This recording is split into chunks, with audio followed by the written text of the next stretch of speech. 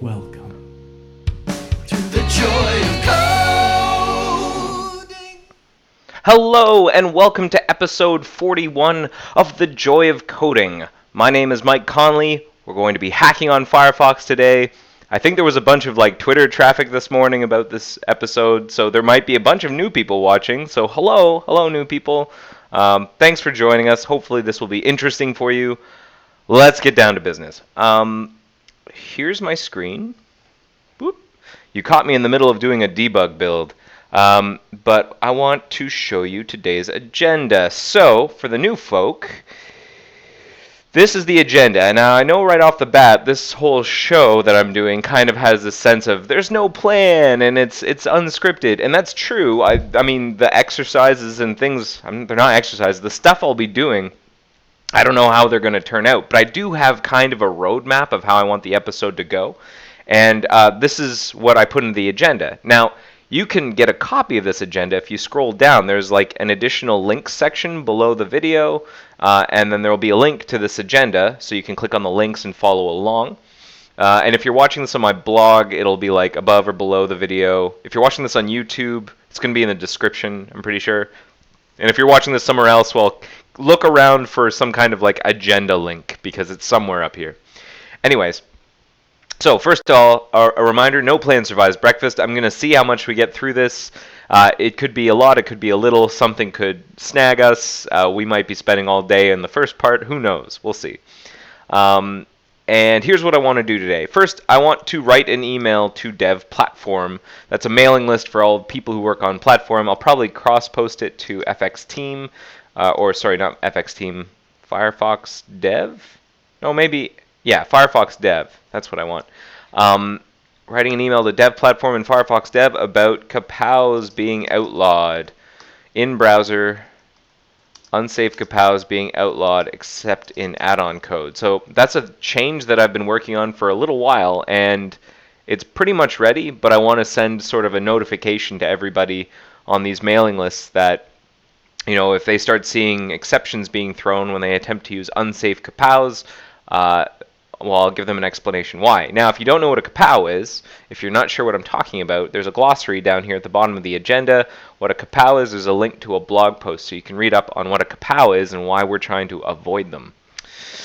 Okay, so speaking of kapows, after we're done that, I'm hoping to fix up this patch I was working on, which allows us to remove an unsafe kapow from the context menu when you're attempting to view page info. That's got some review feedback. I'm just going to fix it up and post it up for review. Again, there's this other bug where we can accidentally, there's a test case where we get two tabs looking like they're selected at the same time with E10S. That's very strange. Hopefully we can figure out what's going on there. And then I have two reviews I need to do. I think they're reasonably small reviews. And then we might get back to this profiling work that I'd started a couple episodes back at the end of 2015. And we can maybe keep working on that. Also, we might continue from last week's little segment on Better Know a Gecko, where I was talking about the async tab switcher. I'd started exploring what this piece of code does, and maybe we'll finish that off this episode. I don't know. It's kind of lower priority. I'd rather get a bunch of this stuff done. Also, whenever you are done watching this episode, or maybe, you're halfway through and you can't watch the rest, but you have some feedback, you can rate this episode. So there's this link here to a form. You can let me know how you thought this episode was. Was it a good episode? Was it a bad episode? Is there stuff you want to see more of? Stuff you want to see less of? Is Better Know a Gecko definitely the thing you want to see, or do you want to see something else? Should I be doing more code review, less code review? What do you want to see? That's what I want to know. Also, if you're feeling chatty, if you go into irc.mozilla.org, or you join the irc.mozilla.org server, there is a hash live hacking IRC channel, and you can talk in the back channel to me. You can say hello. I'd love to hear from you. Also, if you're not familiar with IRC, or if you don't have an IRC client, there's a link in the additional links section, as well as here in the agenda for a web-based IRC client that you can use. Okay, that's a lot of talking. Let's get down to hacking. I've got the preamble out of the way. Let's get going. Now, first thing I want to do is write this email. And I know that doesn't sound too exciting, Maybe I'll do that second. Maybe I'll show you some code first. I want to fix up this thing, and then I'm going to swap. I'm going to vary the order. I'm going to change things so that it's more like this. So we're going to fix up this patch based on the feedback I got. So let's look at this bug. Unsafe Kapow usage. I'd put up a review request, and then Florian came back to me saying that, well, the sidebar case, the sidebar browser case, because you can open up a web browser. Let me show you this very interesting thing that you might not know about Firefox. It's kind of a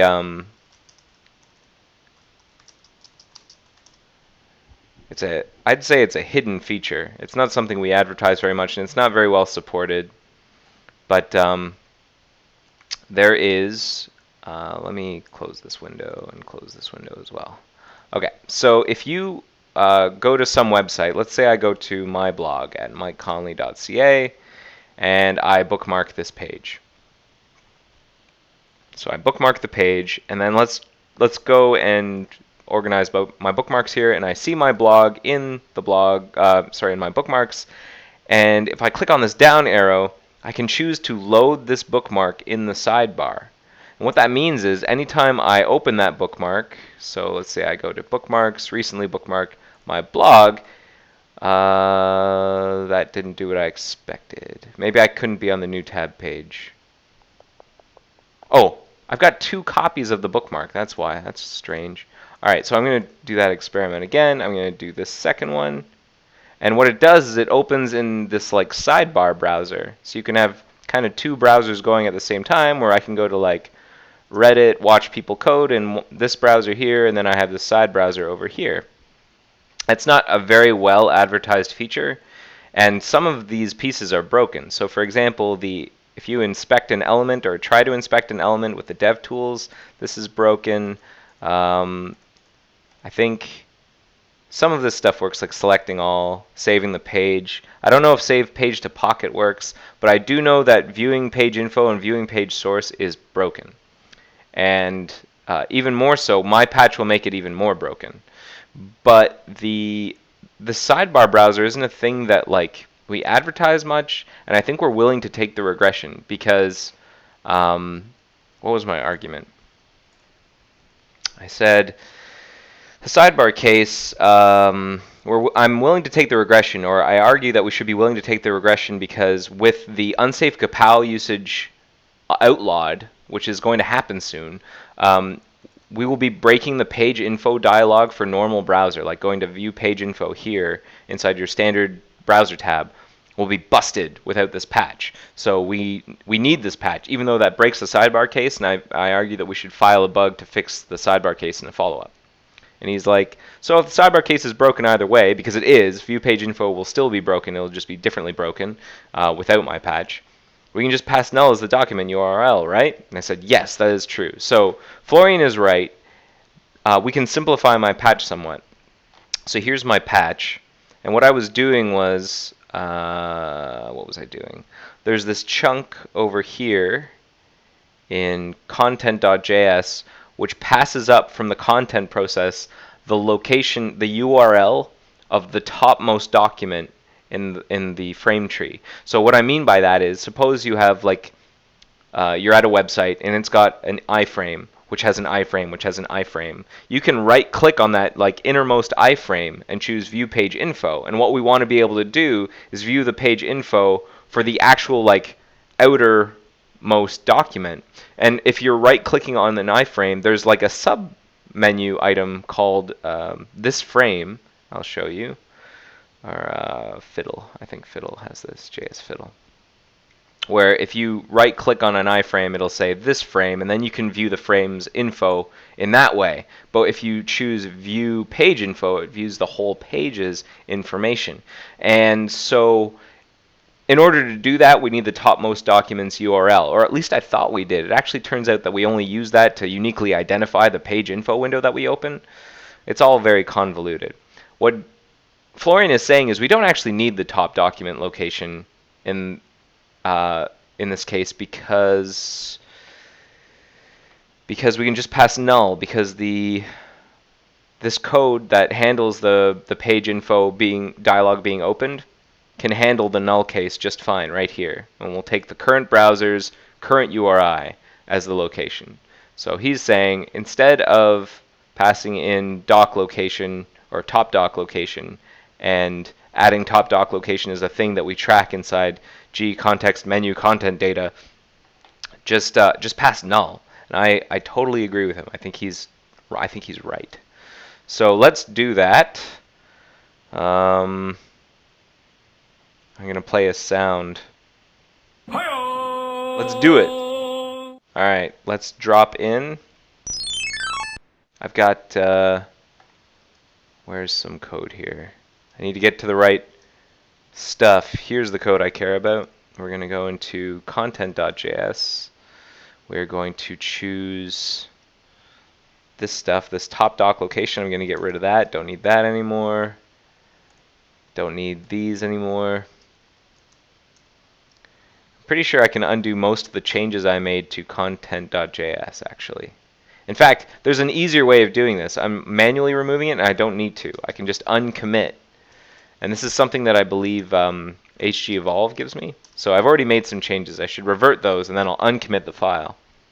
And that removes all the changes from the last commit on a particular file, which is pretty handy. If you're not sure what I mean by... Oh, there are no changes. Did I not save? I didn't save, didn't I? What's going on here? HG diff, yo. Tell me the truth. Alright, I'm going to revert all my changes. And now I am going to uncommit the change in all the changes inside this file, and that way I don't have to worry about like making sure I have all the white space right by undoing all my changes. So I don't need those changes anymore and I can get rid of them. So this stuff's gone now. And then he's saying that down here, whenever I do view info and view image info, I should just pass null, which I agree with. So that's in NS context menu. And that's this file here.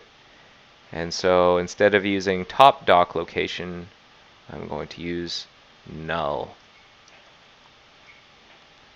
Here I will also choose null. And I'll put this on the same line. Haha! Now you're going to keep this one because when you're viewing a subframe's information, you need to have that subframe's like location, and you get that from the doc location property of G context menu content data. Surprisingly. So that's that. I think that's all the changes I want to make. Now we should test them. How's this build doing over here? Well, that's a separate debug build. I think I can probably get a... This is the first time I've ever done this. I'm actually going to try and do a build off the same source repository, but a different like build type. So not a debug build. I'm going to do build browser base content. And it should like it, and then we can test it. Build was successful. Alright, so we will close this up. And now, the way we test it is I'll try and view page info for some page. Oh, my other Firefox is still shutting down. Keep shutting down. It's slow because I'm doing like a debug build in the background. Alright, it's ready to go. Okay, so let's go to some website. Let's go to mozilla.org. Whoop. And I'm going to, whoops, I did not mean to do that. I want to go to view the page info. Now, we have to make sure that we don't see any unsafe compile usage, and we will notice that if it's logged in the browser console. So, view page info. Alright, well, we got a little bit of, we got some error messages in here, but not the ones that we care about. We didn't get the unsafe compile usage ones, so that's good. We're actually in a good state, and that's what we wanted. So I'm actually pretty happy about that. And there are a couple of page info tests that we should run. That's these two. And so I'm going to run those next to make sure those work properly. So I'm going to shut down the browser.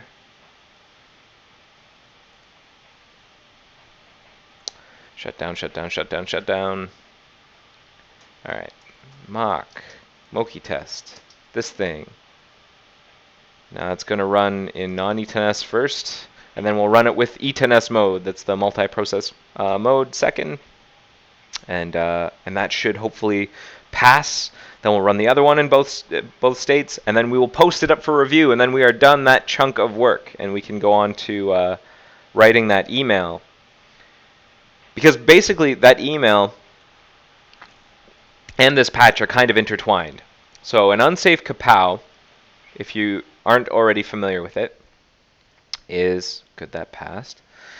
An unsafe kapow is whenever the parent process, I shouldn't restrict it to the parent process, but for the most part it is in the parent process. It's when one process synchronously will interrupt another process to ask it for information about something, using what we call the cross-process object wrappers. That's the kapow. That's what CPOW is, cross-process object wrapper. So we used to be able to like reach into, and that passed too. We used to be able to reach into the DOM of a web page in here from the browser process and like manipulate the DOM. That's how something like AdBlock would work. It would reach in and it would get rid of a bunch of ads, and that was how that worked. But when you have the content being rendered in a different process and you don't want that content process to block the parent, then you can't synchronously do anything. You can only send messages. But there are a bunch of add-ons like AdBlock, or at least it used to be.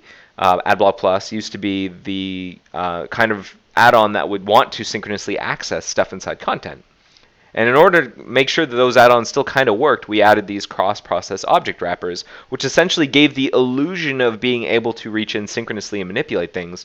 And so the trade-off there was, yes, the add-ons would work, but unfortunately, the browser performance just stunk. And so we've been trying to get rid of more and more of these unsafe kapows and other bits of code. So the add-ons that still use them will still kind of perform poorly with E10S because of the multi-process and the blocking business. But there are also like bits of the browser that was using unsafe kapows as well, and we're trying to make those explode loudly, so that if you attempt to use a kapow, an unsafe kapow, in browser code, it'll throw an exception, and so that way we can prevent more usage of it and then get rid of all of the remaining usage, for which there's very little. And then we can hopefully start getting rid of the kapows in the add-on code. We can like crack the whip a little bit on add-on developers and say, look, these kapow things are going away. Do you want to update your add-on? Or maybe we can help you update your add-on, that sort of thing. And then eventually, when the kapow usage reaches a nice low level, we'll just get rid of kapows entirely, and I think everyone will be a lot happier. Okay, so all of our tests passed. I feel pretty good. Let's see what we've got. I'm going to make sure that I'm on the right part of my tree here. Yes, yes, yes. And we'll... Actually, I should probably commit what I've got. Yep, commit those changes. Now, I didn't test the media info, the view image info thing manually. I'm pretty sure these automated tests didn't check that either, so I'm going to do that next. I'm also being pinged in IRC with a question.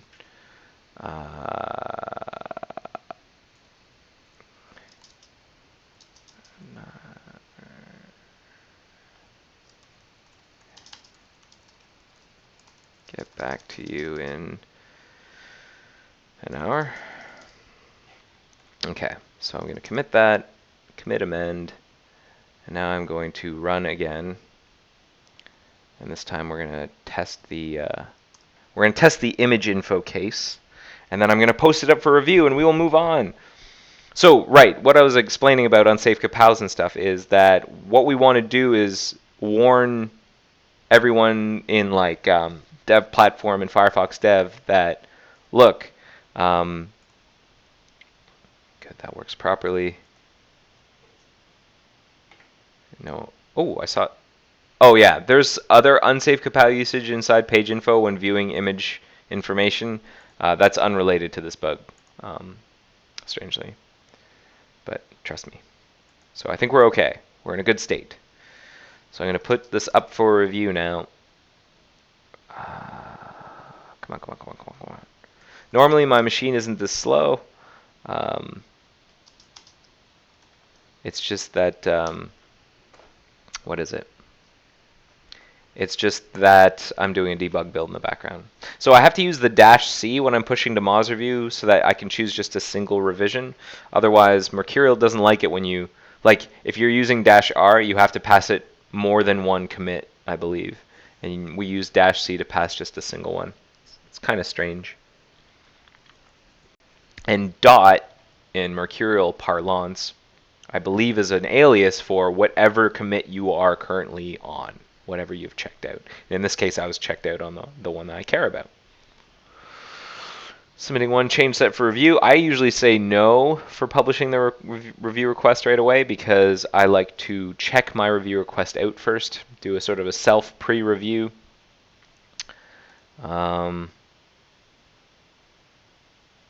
So all of this still looks good. This didn't change, and I was happy with that before. Here, I've switched these to null. That should still work properly. These tests were supposed to change, right? So I'm happy with that, and I'm pretty sure I've closed the issue that Florian had brought up here. So I'll mark that fixed, and now I will publish the review request draft, and that will re-request review from him. And then I will file the sidebar breakage as a separate bug. I should add that as a to-do. Let's see. To-dos. So this bug is now not blocked on native info. It is blocked on review. And I'm going to has to-dos. This is how I organize my notes with tags. So to-do. So file bug for sidebar case now being more broken. Okay. Okay, so that's done. We can, oh, and my debug build's almost done too. That's good. The reason I'm getting a debug build is that it's possible that I'll need it later on this episode. So this right here, done. Hi-oh. Actually, I can, where is that? I can do that myself. Hi-oh! All right, so I'm going to strike through. That's done. Write an email to dev platform. So let's write that email. I'm going to create a new note. I'm not going to open up my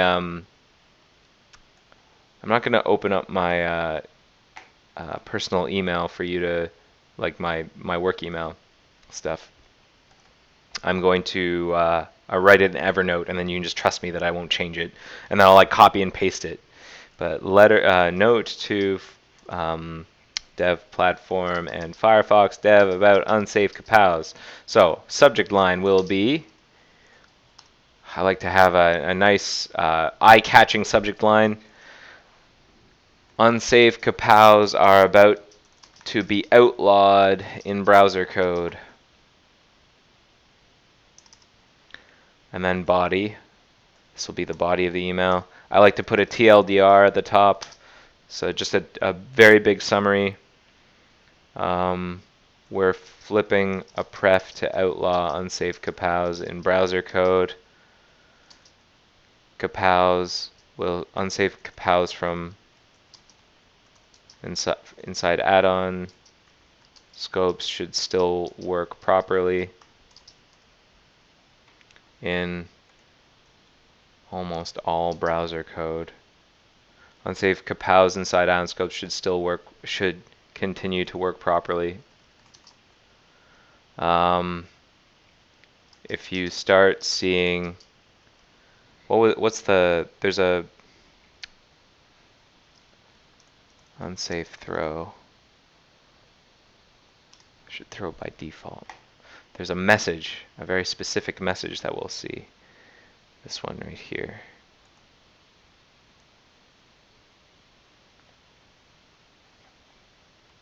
Sorry, no, not that. It's here. The message is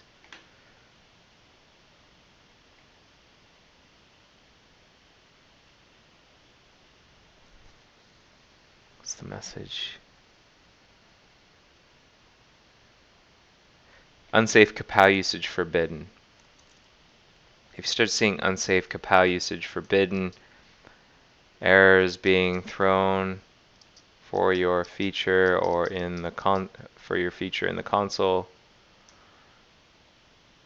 a feature you are working on in the browser console, it's because unsafe Kapows have been outlawed and you should stop using them. Okay, so details. Unsafe Kapows are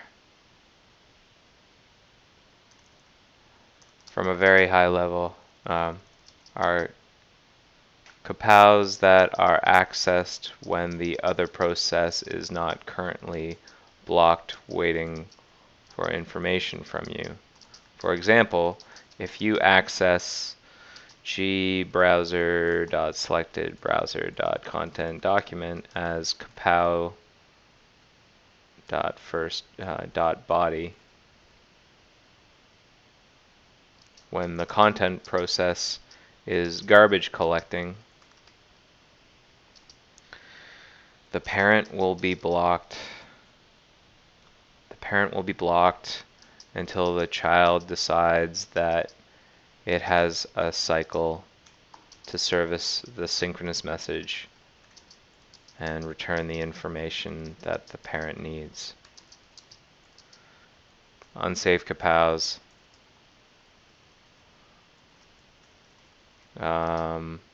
This is generally pretty horrible for performance, especially because we cannot know what state the other process is in. Safe Kapows are when the other is are when the other pro is are safe Kapows are when the other process is in a known blocked state. For example, the content process sends a synchronous message to the parent asking for some information and is blocked, waiting for a response. The parent then accesses Kapows synchronously. The parent then accesses Kapows from the child safely because the child is in a known state. The only overhead here is the IPC traffic. The former is strictly worse. The former is much worse than the latter. For more details on unsafe Kapows, please read, and then I'll put a footnote. I have a blog post about this. Why is my nightly so sluggish with E10S enabled? I've got like this. I don't know if I can is there an anchor here? No, there's no anchor there. Shoot. Alright, I should probably put an anchor there. But in the meantime, I'll link to my blog post. Please read or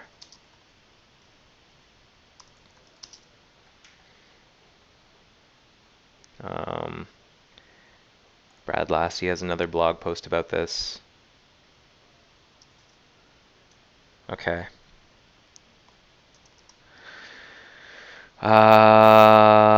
Unsafe Kapows are often used by add-ons to synchronously manipulate content. Browser code, when E10S was still being developed. When E10S was a lot younger, when the E10S project, a few months back, I should say, a few years back, a bunch of browser code also used unsafe kapows a year or so. Unsafe kapows in this way, but we've been slowly but surely weeding them out. We're at the state now where we believe we've eliminated most, if not all, of the in-browser unsafe kapow uses.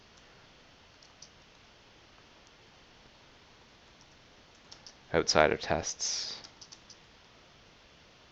And a few other eliminated, I shouldn't say if not all, because there are a couple places where we still use them. So a few other and a few other little things that there are follow-ups for. Little things that there are follow-ups for. We're going to try.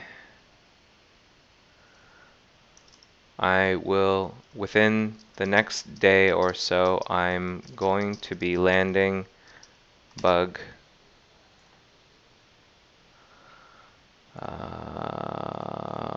this thing, bug, and then I'll put a handy link which will cause unsafe kapow usage in the browser to throw.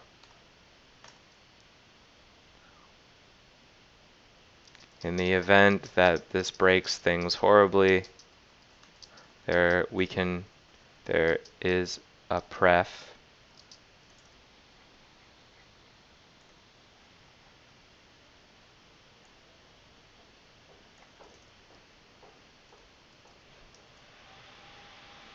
that we can flip back as we fix things. But I suspect things will go remarkably smooth. I don't want to knock on wood. In the event that that this breaks things horribly, there's a pref that we can flip back as we flip back while we fix. We flip to turn unsafe kapows back on while we fix things.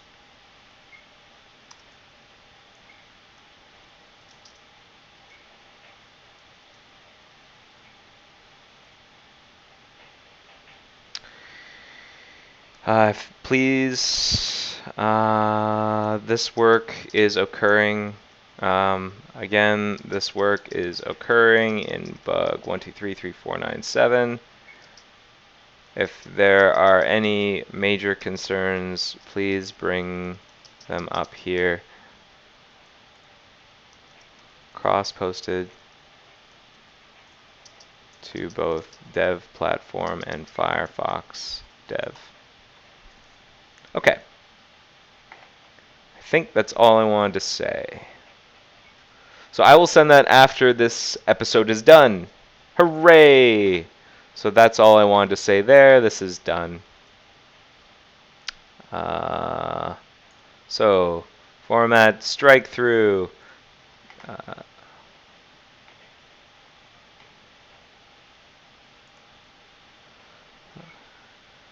We're in the state where I believe most of the in-browser. Within the day, I'm going to link which will cause unsafe kapow usage in the browser in non-add-on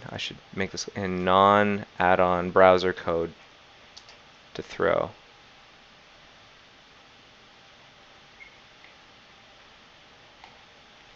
Side of tests and a few other things that there are follow-ups for. Okay. That's it. Right. We're done. We're done that bit. Next. Let's investigate this thing. Where are we? We're only 34 minutes in. We're doing all right. We're making good headway here. I didn't expect to be moving along so quickly. As you can tell, I've got some new sounds. Check it out. I've also got this one queued up for whenever things go horribly wrong.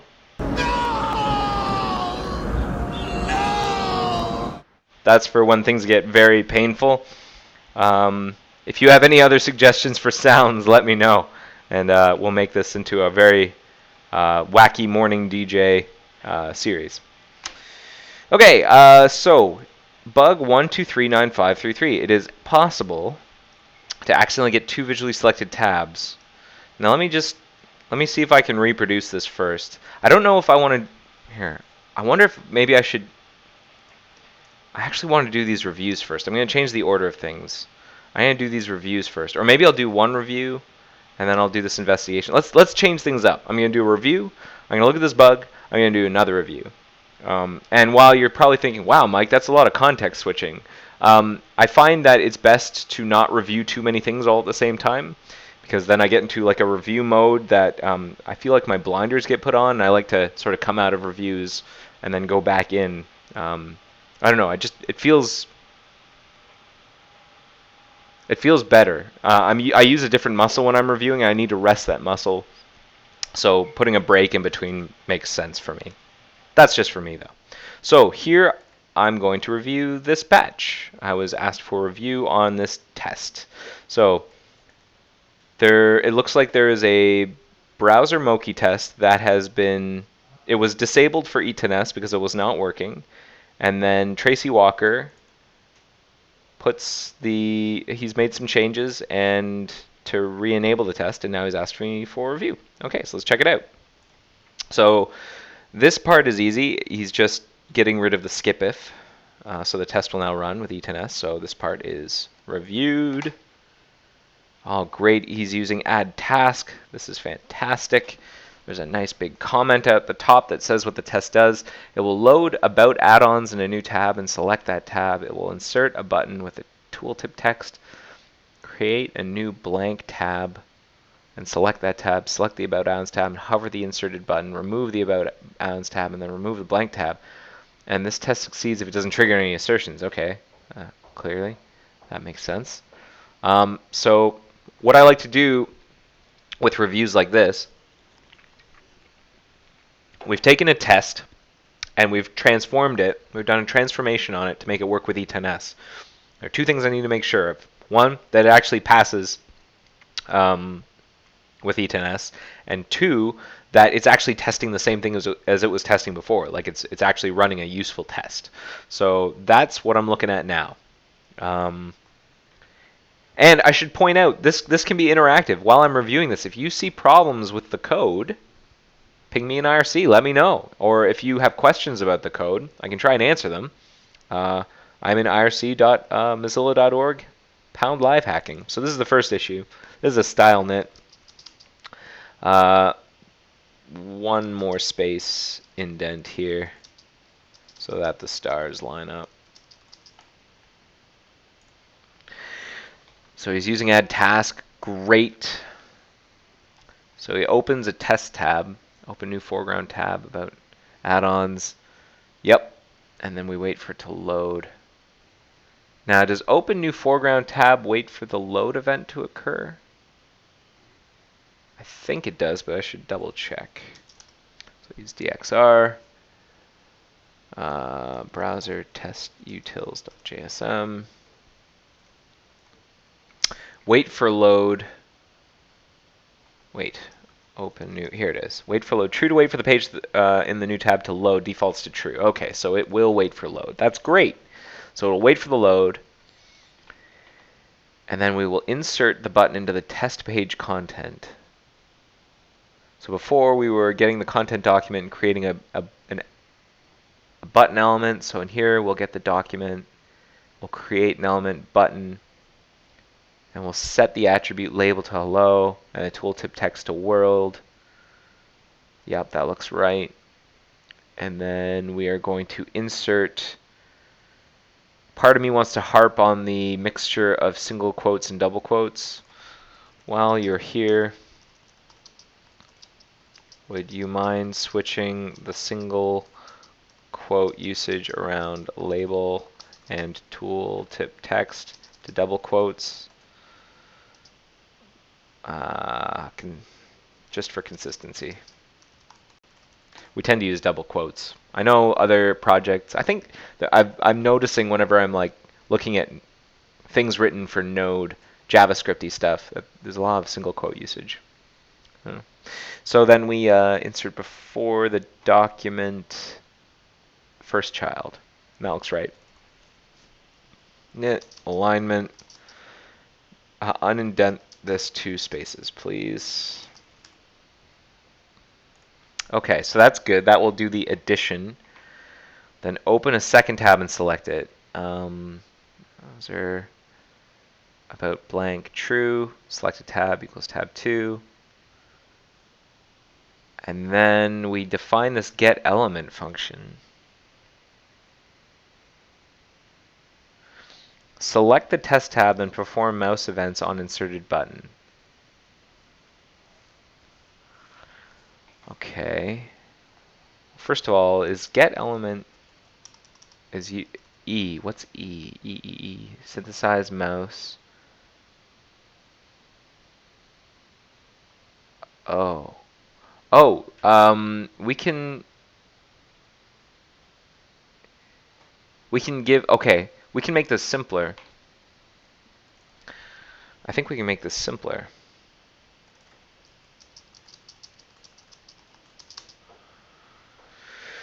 If we give the button an ID, we can pass that to synthesize mouse as the first argument using a CSS selector. Example, on line 22, do e.setAttribute ID test button. Then, for each synthesize mouse call, do yield browser test utils synthesize mouse test button. That will do the job of correctly finding the element in the content process and avoids needing to get at the oh, he's already got an ID by button. Create element button. There is no ID. And avoid needing to get at the how is it getting it? Need to get at the button via the kapow. Content kapow. I'm actually unsure how this was working before. The test. I like to. Okay, here's a tip. Try to avoid saying what the developer did. I was about to say you added this or you use this, and what I like to do is say the test does this, because I like to depersonalize as much as possible so that we're talking about the code and not about the coder as much as possible. Code review is a very personal thing. It's you have to be really careful. And I know some people might roll their eyes at that, but it's true. I mean, someone has done a lot of work to do a really hard thing and get a thing written, and they're saying, what do you think? And they're putting themselves in a very vulnerable position. And so in my opinion, you kind of have to be really gentle. I mean, get the points across and critique the code, but try not to personalize it at all, and always make sure you're critiquing the code and not the coder. The antithesis of this, and try to not be hostile. I've seen some, I don't want to name names, I'm going to name a name. I've seen on the Linux kernel reviewers mailing list or something, I saw this review by Linus Torvalds, who that guy made Linux happen, so good stuff. But the way he reviews code, I have a pretty big problem with it. So you can get the same effect of improving the code while encouraging the person who's writing it by not being a total jerk in the review and talking about the code and not the coder.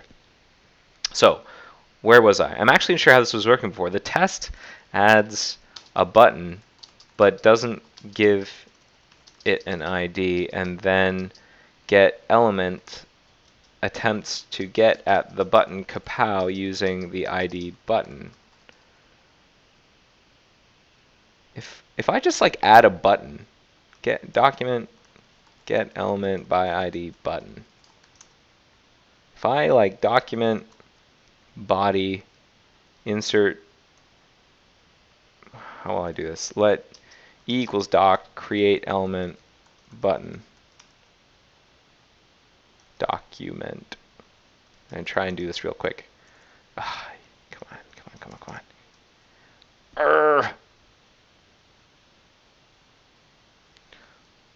Let f. So I've got a button. If I document element dot insert before f and then f document element first child, document get element by ID button. That doesn't work. The button has no ID. And then to get the button kapow using the ID button,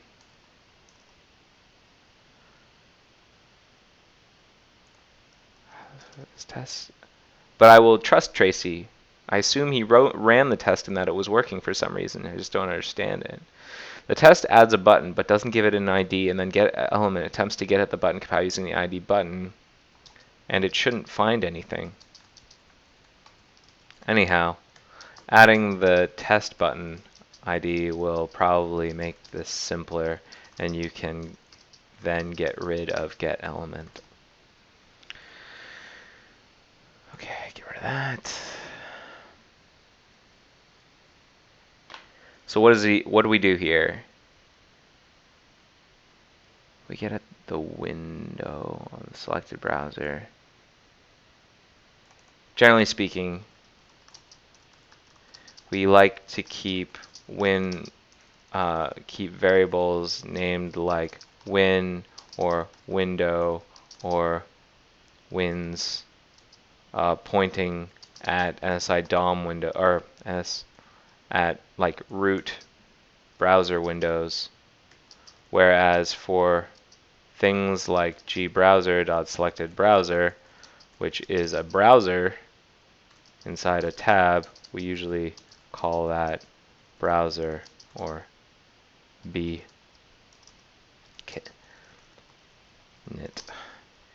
Can we call this browser instead? I know it's a minor detail, but it helps with readability. Whoops, I need to spell. Alright. So what do? We disable non-test mouse events. What is this? Why do we do that? Disable non-test mouse events. I've never heard of that before. What was that used for? DOM utils. That's very interesting. What's that useful for? Disable. Press shell. NSI. Ext IDL. Maybe there's some documentation in here. Disable or enable non-synthetic test mouse events in all windows.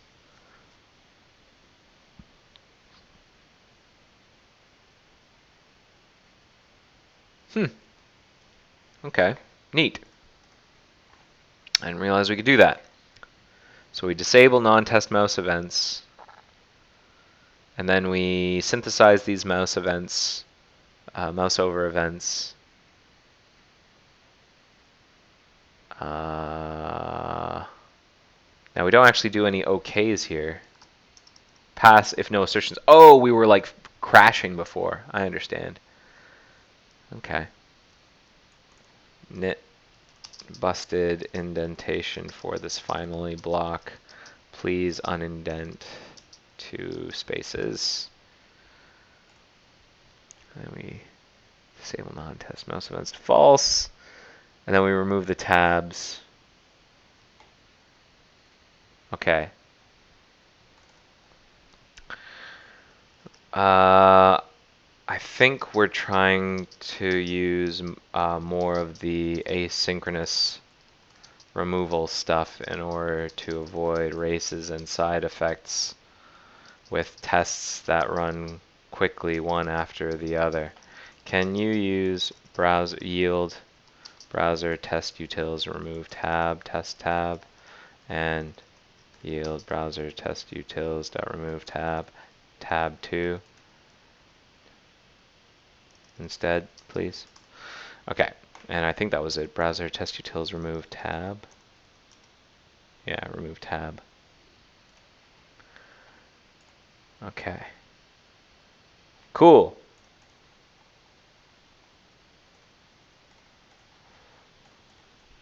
This looks great. Thanks, Tracy.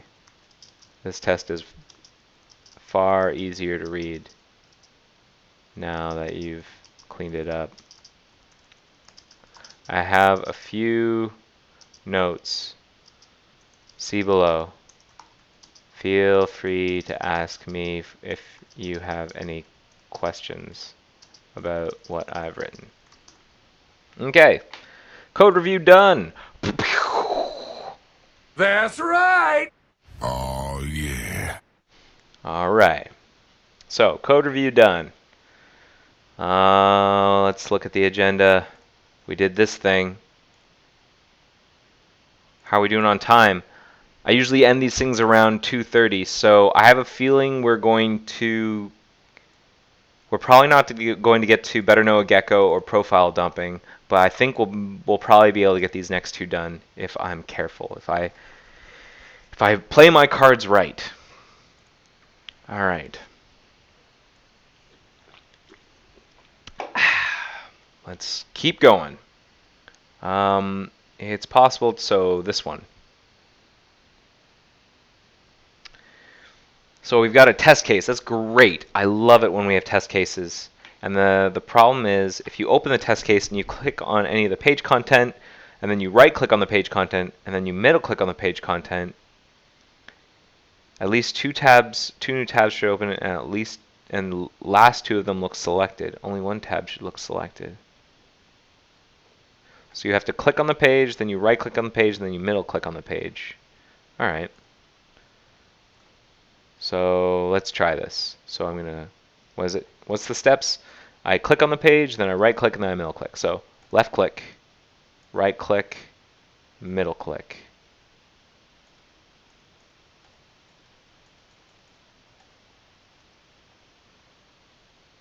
Right.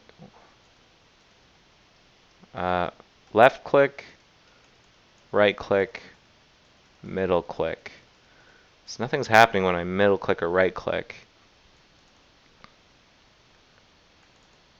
Do open pop-up on... Is this firing? Let's, Oh, that worked. For some reason. Hey, yeah, alright, I see what you're talking about. I don't know why that wasn't working before, though. Okay, hold on. Close tabs to the right. What's going on here? I opened 3 tabs in that case. And now I'm not... Oh. Now... Yeah, now 2 of them are selected. Wacky. Okay. Whoa. Alright. Let's try this again. Right click and I open 3 tabs. Now let's look at what happens when I open this in a non-E10S window. Let's look at the behavior in a non-E10S window. Left click, I get 2 tabs. Right click, I get 1 tab. Middle click, and I got 2 tabs after I scrolled down. Left click, 2 tabs. This is an E10S window again. Right click, 3 tabs. That's very strange. Middle click, 2 tabs. So something about the context menu is busted, like doing the context menu click. I get 3 tabs in the E10S case, and I get 1 tab in the non-E10S case. Let's take a look at the source again. How does this work? When I right-click, what's occurring? Because thankfully this test case is logging everything. So when I right-click, what do I see? I get context menu, the context menu event. Whenever I right-click here, what do I see? I get context menu, click, and then mouse up. Or context menu, mouse up, and then click. Interesting. So the context menu event... Oh. In the single process case, the context menu event doesn't end up resulting in a mouse up or a click event. We just get the context menu event. Okay, neat. So let's get some notes here.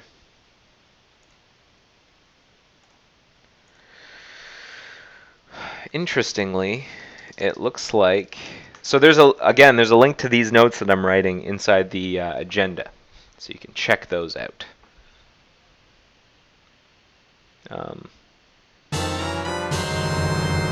I don't know, I just felt like playing a sound. Interestingly, it looks like the context menu event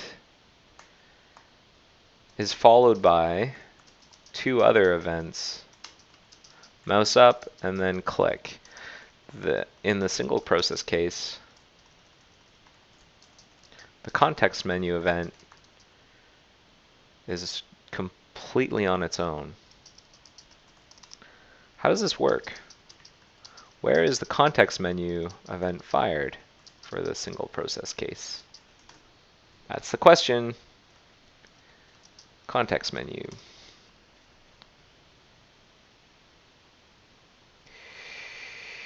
So this is for accessibility stuff, the add-on SDK. I think what we're looking at is likely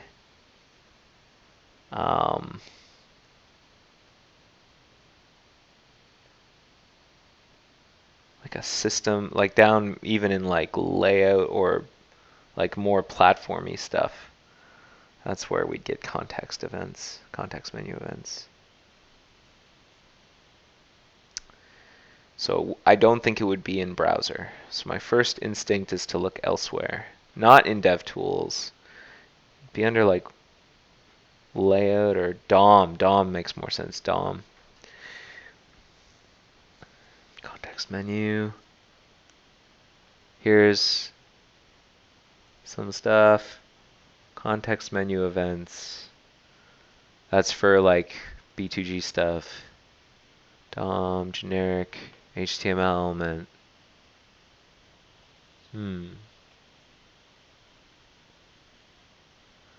Plugins.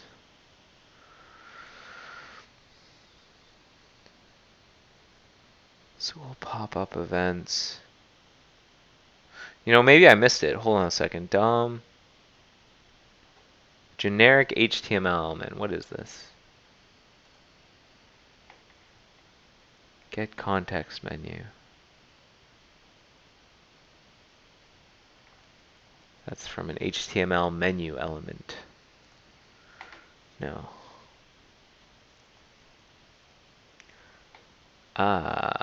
Doc shell tree owners. Subscribe to the events that will allow us to track context menu. This is just the context menu DOM event. So this is something that listens to that event. And handle event. We're on call to show the context menu. Dig around the DOM to find the type of object we're dealing with and notify the front end Chrome. Notice that do we do anything in here to stop the context menu event going to other windows? We prevent default here. I wonder if we need to do the same thing. Always check do bubble out looking for items of interest. If we have an HTML document, we need to cache the event target. Get down, tell the listener all about the event. Okay. Context menu is not going to first left click or escape an embedding. I wonder if we need to do that. If we need to somehow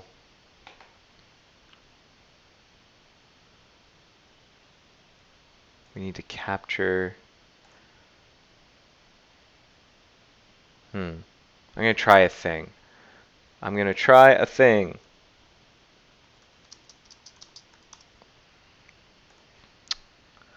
I have a debug build to dig down into like the guts of the browser if I need to. That's why I was building that before. But I might not need to.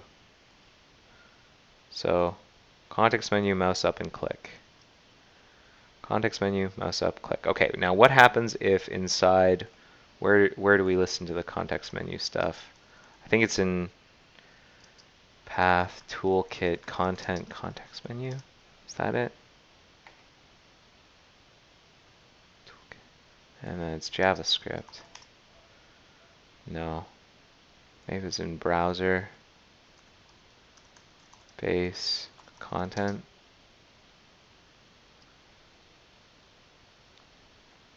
Context menu, context menu, context menu.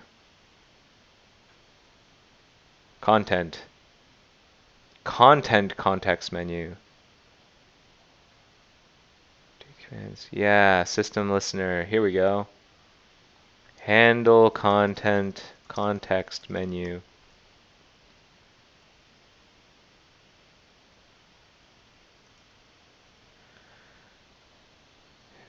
Default prevented.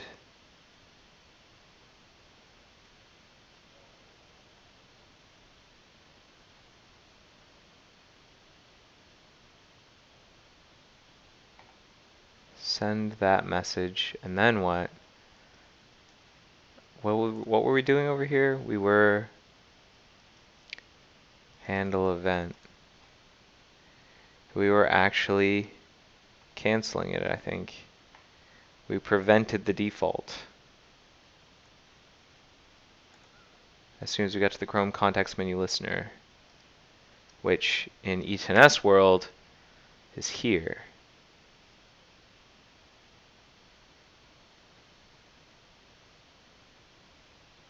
So I think we should do that maybe here. So browser-based content, I've actually got it right here. We're going to try a thing. I'm going to say event prevent default.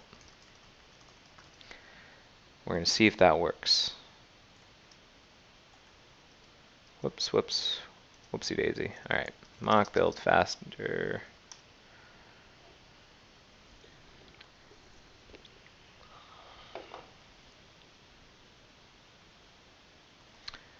Run! Run, you fools! Okay, so let's see if that makes... No, I still get those 3 events. Mouse up and then click. Context menu, mouse up and then click. And then sometimes I get...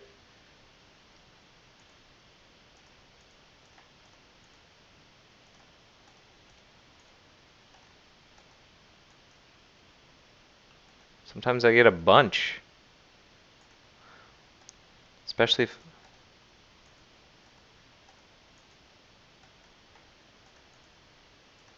It's not clear when I get a bunch, but sometimes I get a bunch.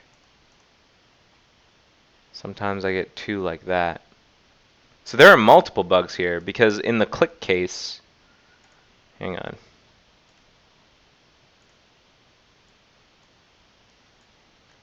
In the click case... we should be opening up 2 other tabs. And sometimes, yeah, we get 2 like this. So that's a separate bug. Okay. So I got distracted by a different bug. To do. File. Separate bug for the context menu event, not being followed by the mouse up and click events. Okay. It is boiling in here. I'm going to open a door. Hold on a second.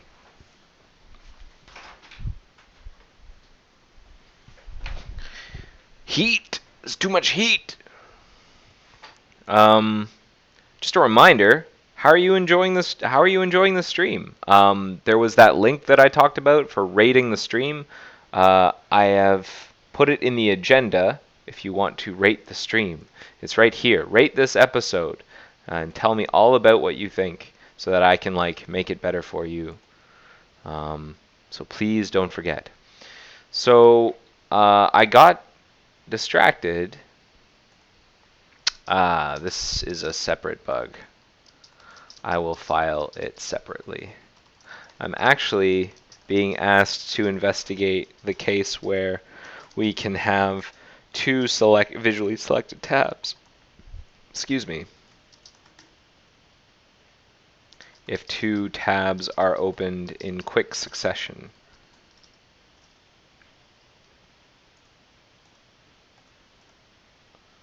Two or more tabs.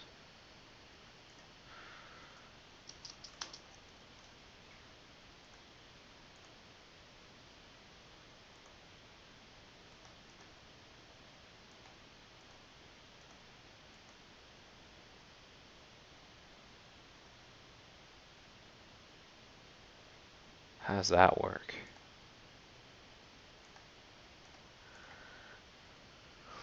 Okay.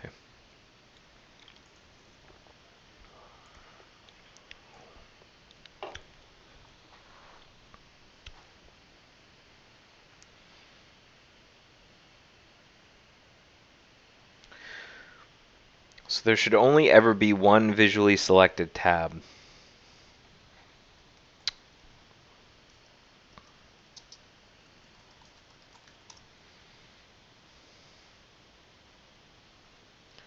This takes us down to like the tab switcher, doesn't it? Visually selected.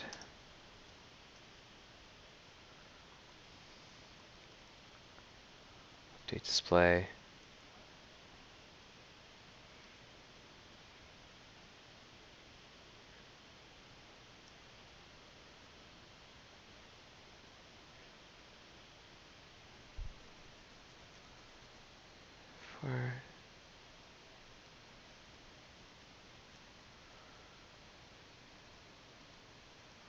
I think what we care about, yeah, is updating the display. The last visible tab.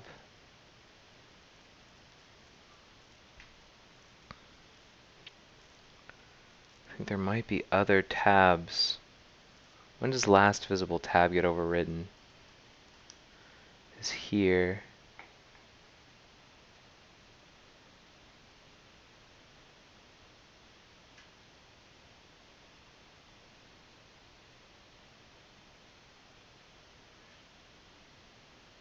Oh man, this is so complicated. Oh, tab switcher. Oh, it occurs so fast. So one thing I can do is add some logging to try and figure out what is going on here and get like a sequence of events that I can read out. So I'm going to do that. I'm going to turn on the logging for the async tab switcher.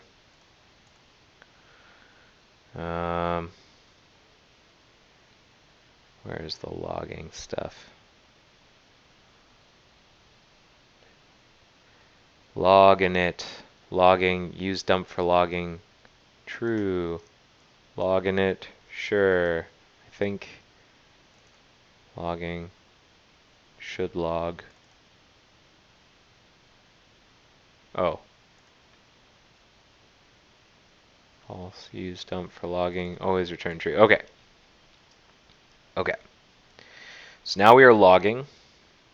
And now the visually selected stuff. Let's see if we can log that in particular.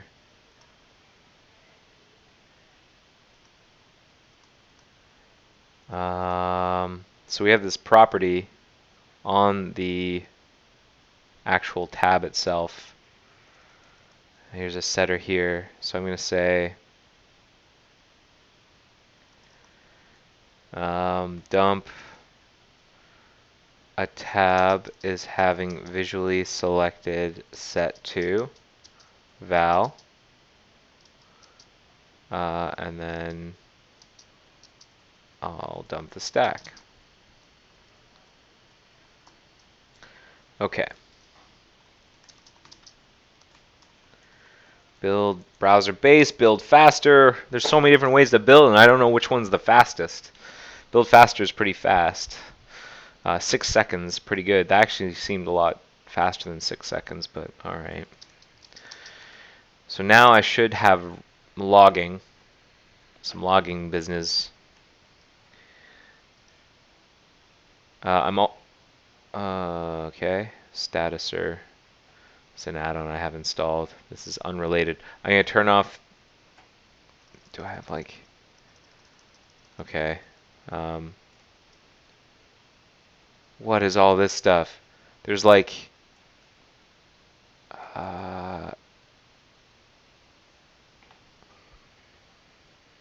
This is logging. Somehow, VR. I don't know what this means. Done. 1, 2, 3, 4. On, unload timeout. On layers cleared. I should probably understand how this log state. I should understand how this logging works first. Dump. It's the last visible tab. So it'll go through all the tabs and we'll check. Accumulator. If tab is the last tab, dump V. If tab is the loading tab, L. If it's the request tab, dump R. State loaded, dump plus minus minus minus. State loading plus question mark. Oh, okay.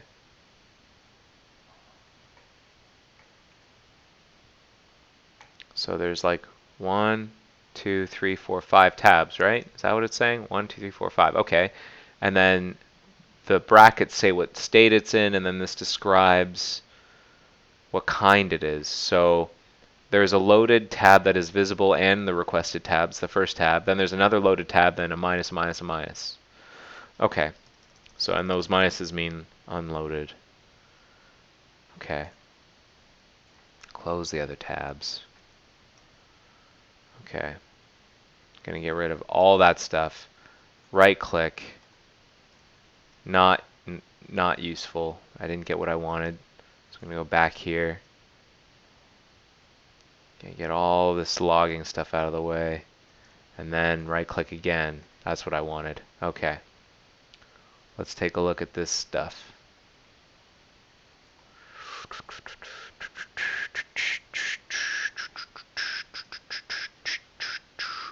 So a tab has, whenever I right clicked, a tab had its visually selected set to false. I'm guessing that was the tab that I was switching away from.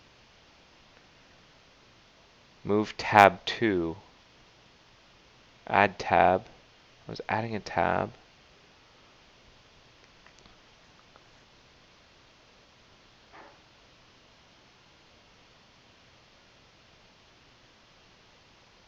URI and frame was called in quick succession. Add tab is called a bunch. 2901, 2888, and then 2901. It's called a bunch. One for each tab, maybe? And then we start to switch the tabs. And then we say, okay. I'm actually gonna put the logging inside monospace so it's easier to read.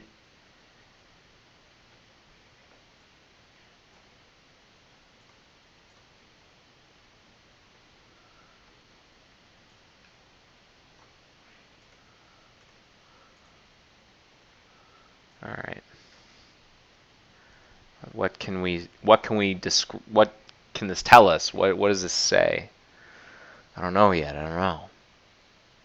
Now we say that a tab is visually set to true here. I should probably ID these tabs. And another tab has its visually selected to true.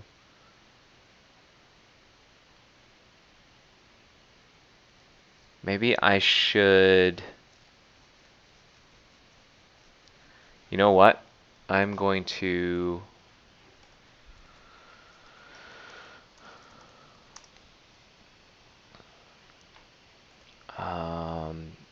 I'm going to have the index of the tab come out. Tab, and then the index of the tab. What is there a way I can know what my index is? Label, visible label, last accessed, mouse enter, mouse over, Zool tab. I need to read the Zool tab binding. Zool tab. Properties. Tab index. Gets and sets the value. No, that's not what I want. I know it sounds like what I want, but it's not what I want. Linked panel, pending image, last tab. It's not what I want because tab index is like how it has to do with tab focus. Not like these tabs, but like the key tab focus. Now the tabs element might be what I want.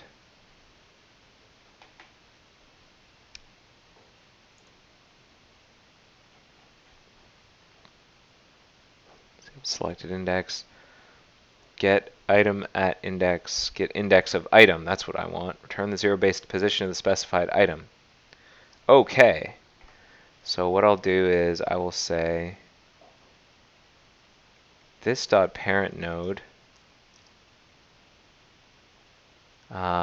get index of item this. And people are talking to me. Live hacking. Can I get back to you in 20 minutes? Alright. And let's try and build that. I'm going to close these other tabs.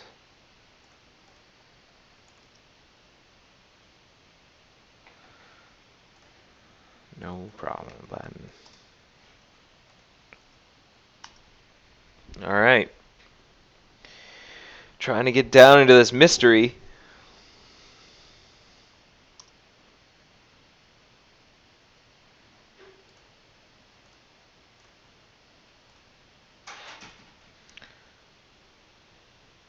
Okay. Break. That way I know which ones I care about. Okay. Big space, break. Nope, Breel. Oh, another one. Break. Not Breel this time. There we go. Last time I wrote break was there, so here we go. Bunch of stuff. Bunch of useful stuff. Gonna get rid of this logging. Put in the new logging. Again, I'll monospace some of the stuff so it's easier to read. I have a feeling this time it's going to be, it'll be more useful. But I'll do it as I get to it. So tab 0 is visually selected to false. Tab 1 is visually selected to false. Tab 2. And what state did we end up in? We ended up with 0, 1, 2, and 3 were visually selected to true. 2 is set to false, 3 is set to false, 4 is set to false, and then 0 is set to true for some reason. I don't know why, but okay. Visually set to true on it. And then 1 was visually selected to false. 0. And then 1 was set to false again. Wow, there's all this garbage. And then 1 was set to true, which is this one. And then 2 was visually set to false. 0, 1, 2, set to false. 0 and 1 were set to false. 2, 3 is set to false. 4 is set to false. 5, 6, and then 2. 0, 1, 2 is set to true. And then 0 is set to false. 3 is set to true. Aha. And 3 is set to true because we did the update display. And 2 was set to true because of this move tab 2 thing. So I think I need to understand this case. I need to understand this, and I need to understand this. And I think I do understand this. Like we understood, or herp derp derp derp, after the panel was selected, we handled an event, the switcher event, saying like we got our frame is ready to display about blank. Then we set visually selected to true on the tab that we say is ready to roll. Tab 2 is visually selected to true. And then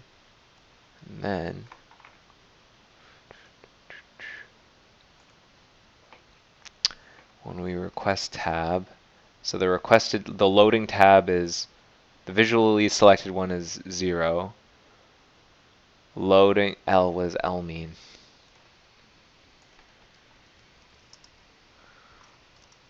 L is loading tab, which is the same as plus question mark. Okay. We request tab, this one, 2. Interesting, we request tab 2. And then we just kind of hang out. And then we say we're loading tab 3. So even when we loaded tab 2, loading tab 3, we said, let's start loading. We've requested this one right here. 0, 1, 2, 3. We requested 3. And it starts loading. Even though, and then switch to tab 6. I don't get that. And then tab, hang on, and then we do this business. Visually selected. Then we start unloading these other ones. We get rid of them. And 0, 1, 2, 3 is supposed to be selected. Okay, so this is the weird thing. I need to understand this stack. We add a tab and then we end up calling move tab 2. I don't understand that. So let's take a look at add tab. Whoop. Here's add tab. And then on line 1960, we do this. So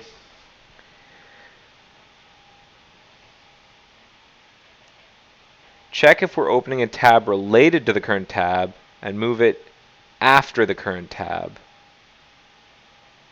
A refer URI is null or undefined if the tab is open from an external application. Oh, I see.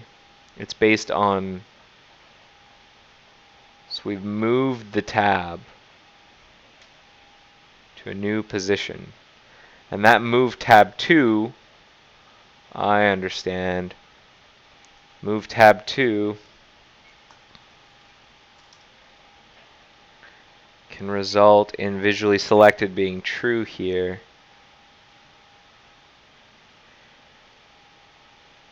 We like go through all the tabs and say you're all not selected, but we say the current tab, whatever it is, will be logically selected.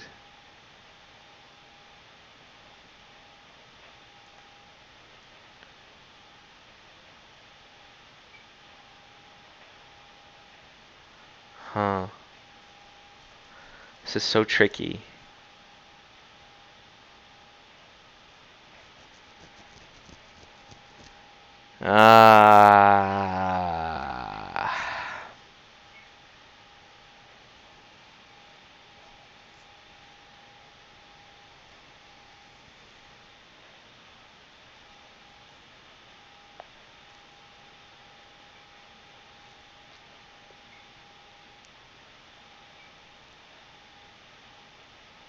So what if I do like, if I know that a switcher is in, if we know that the switcher is currently in the process of switching tabs,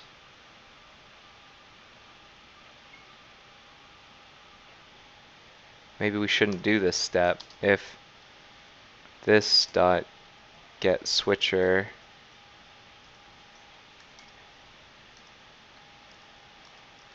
get switcher and switch in progress.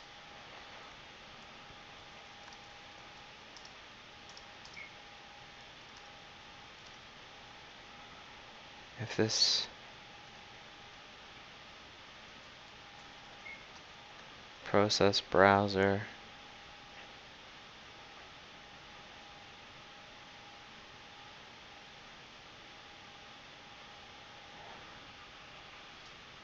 or not. There's probably a better way of doing this, but for now, or not this dot get switcher switch in progress, then do this stuff. Switch in progress.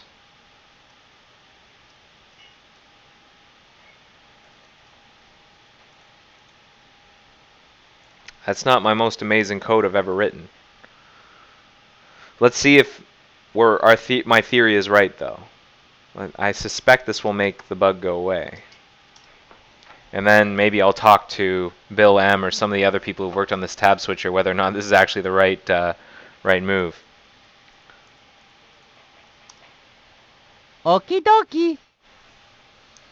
Alright, so I'm going to close other tabs. Okay. Yeah.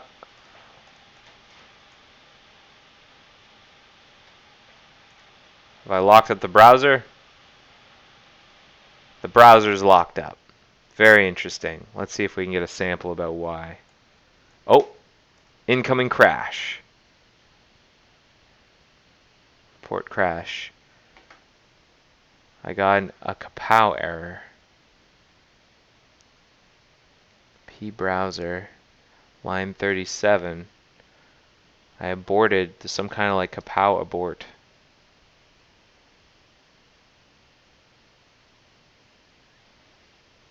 Well, shoot. Anyhow, I'm not going to worry about that just now.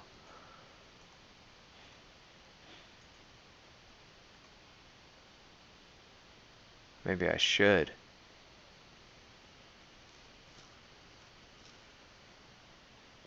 Kapow aborts. P browser. Alright. Time to run this with a debug build. Now here's the thing. I'm pretty sure I've solved the problem. I'm not too happy with the solution. Let me write down my notes. What's going on is that while we're in the midst of a tab switch, we open yet another tab.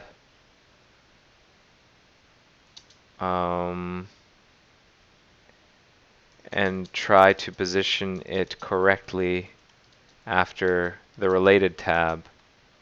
This calls move tab 2, which manually sets the visually selected state on the tab while in the midst of the switch. When the switch completes, then we set the visually selected state on the selected tab as well, and Bob's your uncle. Shoot.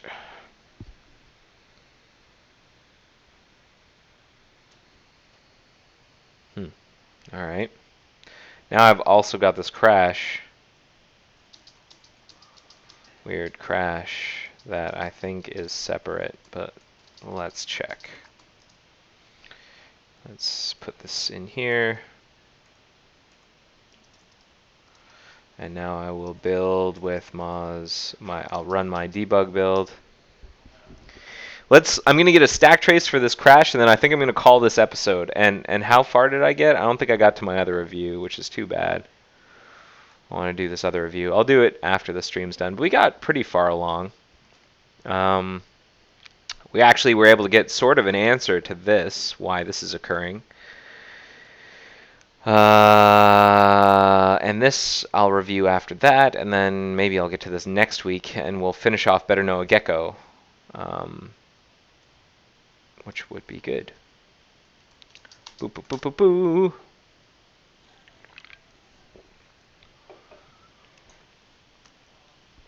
All right, debug build. Oh, and then I'll also attach Xcode.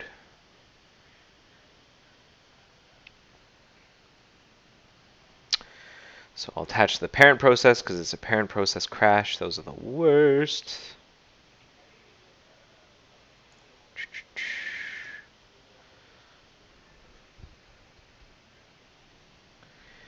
Wait, to attach. There we go. Attached. And now we have to load that page. We'll cause the crash to occur. We'll get the backtrace. I'll put it in my notes. And then I'm going to call it. I'm going to call it a day on this stream. Oh, come on, pick it up. Let's go here. Let's go here, debug build. Taking forever. Look at that. That's gross. All right.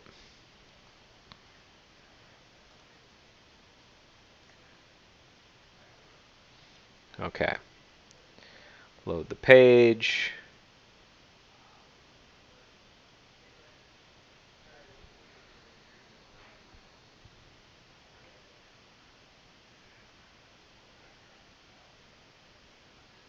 Okay. Now I will right click.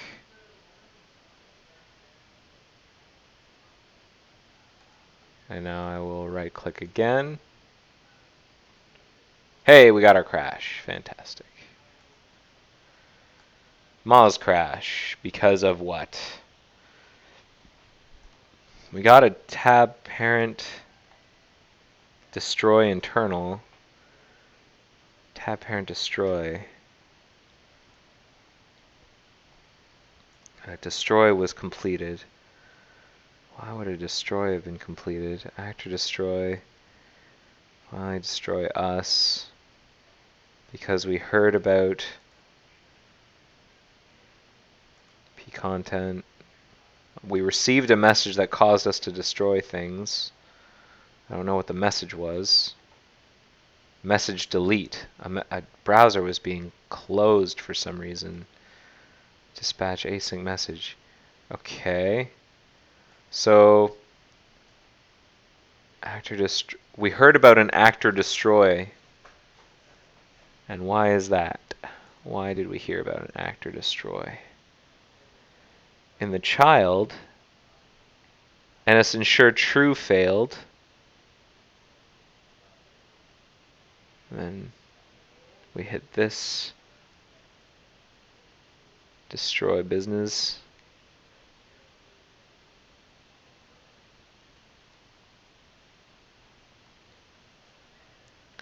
Tab parent destroy. Oh, okay. So we need to. I think I need to figure out why. Who's sending a destroy? Who is sending a destroy? Can I attach to the content process while I'm here?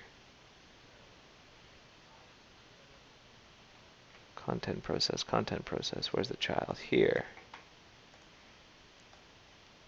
Attached to process.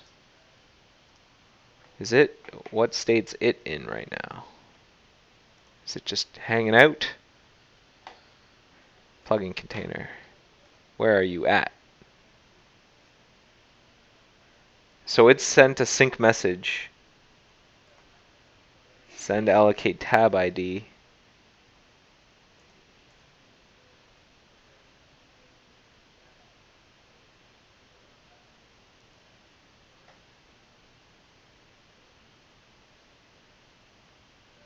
And send. Wait for sync notify. What's provide window common, send allocate tab ID. Why would that cause a destroy?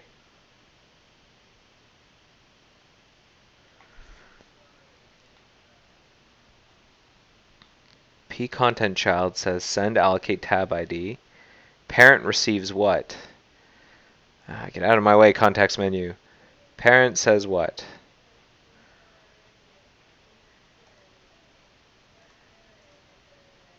Parent says...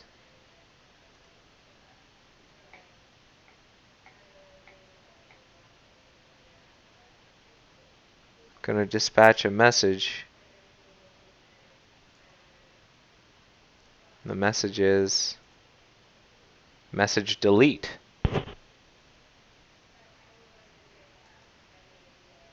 Why? Unless I was in the process of... Like I'd already sent... Maybe the content process is blocked. Oh, hold up. It sent a different destroy message. Okay. Message delete. Who's responding to that? Someone is saying p browser delete.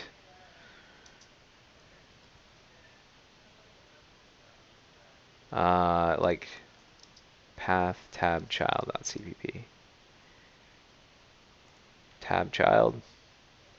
Tab child is like what implements the p browser protocol on the child side. Delete. Send delete. Delayed delete. Runnable. So I wonder if it's this, the send delete. Here's another one. Receive constructor. Oh, that's a different delete. We're looking for like any p browser child send deletes. So here's one. And then where's the other one? Where's any other ones? Content child. Let's set breakpoints. Aha! I think this is it. We send a delete because the window is not new.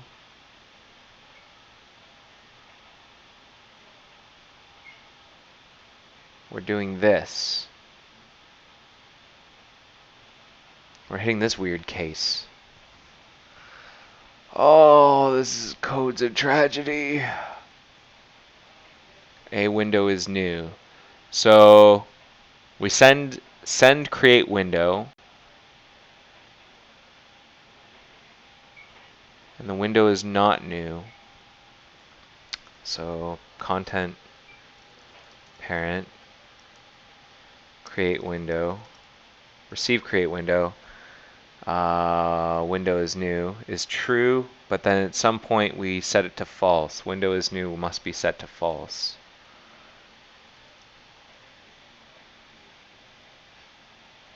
Because we can't find a frame loader owner, so we must set it to false. So here's where I'm going to set my next breakpoint. All right, last bit of investigatory stuff to figure this out. I'm going to kill plugin container, I'm going to kill browser, the browser. All right, we're going to run this again. I'm going to attach to the parent. I'm going to see what happens the second time I right click inside this. We're going to set a breakpoint inside receive create window. We're breaking inside the process 16556. Okay. Push out! Come on! Hey, what happened? Okay. I should have used my Luke no sound whenever I saw the crash. I should have been like...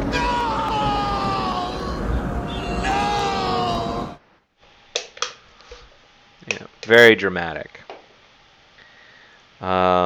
So I'm going to set a breakpoint here. So now I have this breakpoint. I'm also going to disable this breakpoint and only use it on the second time. Disable, what, 4? Break, disable 4. All right. And then we'll continue.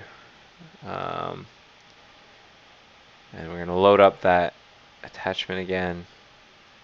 It's only in the second time that I care about. Come on, debug build.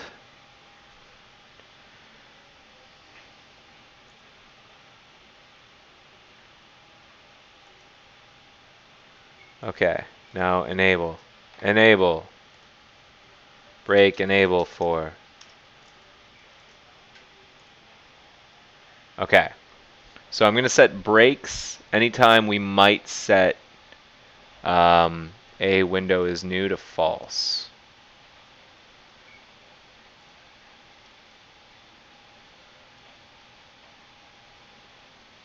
So auto use new tab. Tab parent. Auto use new tab. Is that in tab parent .h? Auto use new tab. Window is new. Window is new. M window is new. We'll set it to false here. So in the destructor,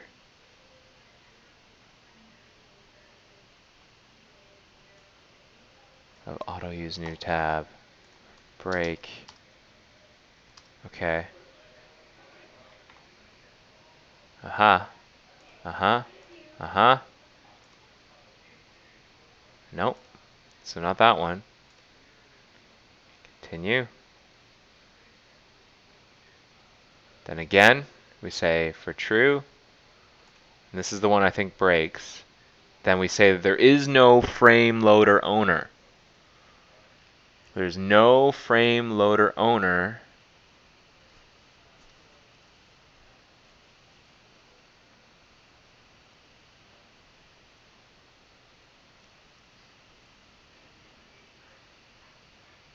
And so we return false, which causes us to abort.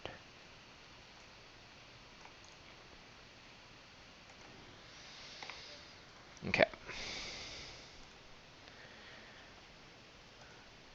We're returning false from here. Hang on. Bam. Inside. What function are we in? We're inside content, receive, create window. This results in us running this in content. Send, so content child. Send, create window.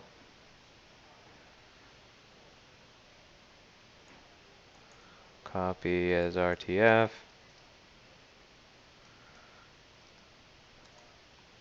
Which, and then put my font back, please.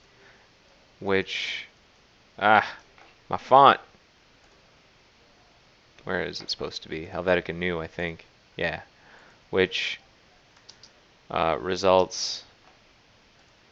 Oh, and the font needs to be bumped up to 14. Which results in us sending a delete for the new child at a bad time, giving us this stack. Okay, so I'm going to continue. We're going to crash. And we're going to get a stack. Here we go.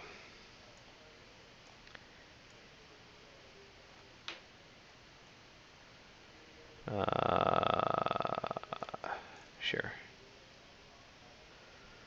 All right, and that's why we're crashing. Now, what are we going to do about it?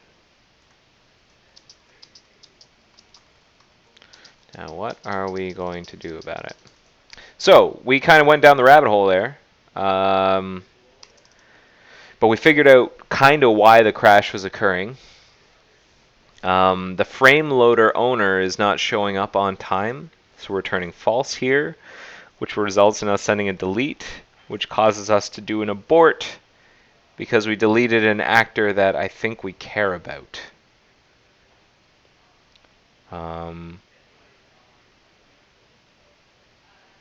P-browser, let me see, like why would we abort? Because transition, because we're dead, send destroy. We're trying to do a bad state transition because the parent is also trying to send a destroy, but the actor is already dead. And so that's why we abort. Something like that. I think, okay. Why is the frame loader Owner not ready yet. Okay. Okay, folks, I think I'm going to call it there. We didn't get as far as I had hoped, but we got pretty far. It's 2:45. I went a little over time, but that's okay. We got a good chunk of the way done. So, what did we see? We saw me fixing up a patch and posting it for review. That was this one. I then wrote, I drafted an email that's going to be posted to Dev Platform and Firefox Dev today. And then I explained about Kapows and stuff. I reviewed a test patch that has to do with Kapows, and then I figured out kind of how this two visually selected tabs problem works. And then I ran into a crash and another like weird context menu bug while I was at it. And so that's bad. I need to figure that out. I'll probably file the crash separately. And why does it only crash whenever I've applied my fix with the visually selected stuff? That's weird, isn't it? Okay, never got to this review, but that's okay. And yeah, we'll see what we can do for these other bits next week. The next episode. So, I'm going to close out this episode. As usual, I'd like to ask anyone else in the Mozilla community, if you are working on stuff, anything, maybe you're writing documentation or tests, or maybe you're working on education or outreach, or you're doing QA, or you're doing, browser coding, or you're, who knows what you're doing. I don't know what you're doing. Maybe you're doing design.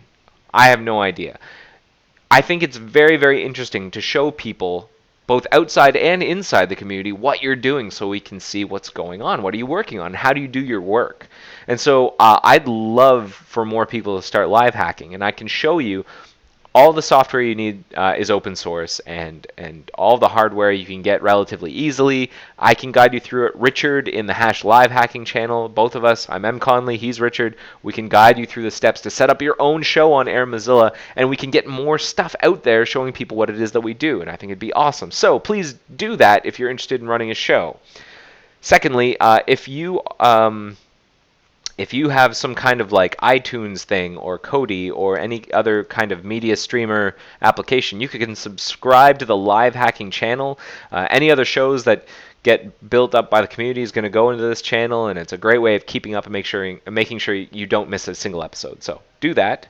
And finally, please rate this episode. Let me know what I can do better, what I should do less of, what I should do more of, what do you need to see, what you don't want to see, so I can make this show better for you, because that's who this is for. This is for you, the viewer. And I'd love to hear from you. And I think that's all I'm going to say. Feel free to reach out to me on Twitter, IRC. You can find my email address if you dig deep enough on my blog. Please don't phone me. And reach out and rate this episode. And I think that's it. I'm going to show you a close-up of my face now. Yep, I'm calling it. Thank you so much for watching episode 41 of The Joy of Coding. It's been a dish. See you next week. The joy of coding. Take care. Bye-bye.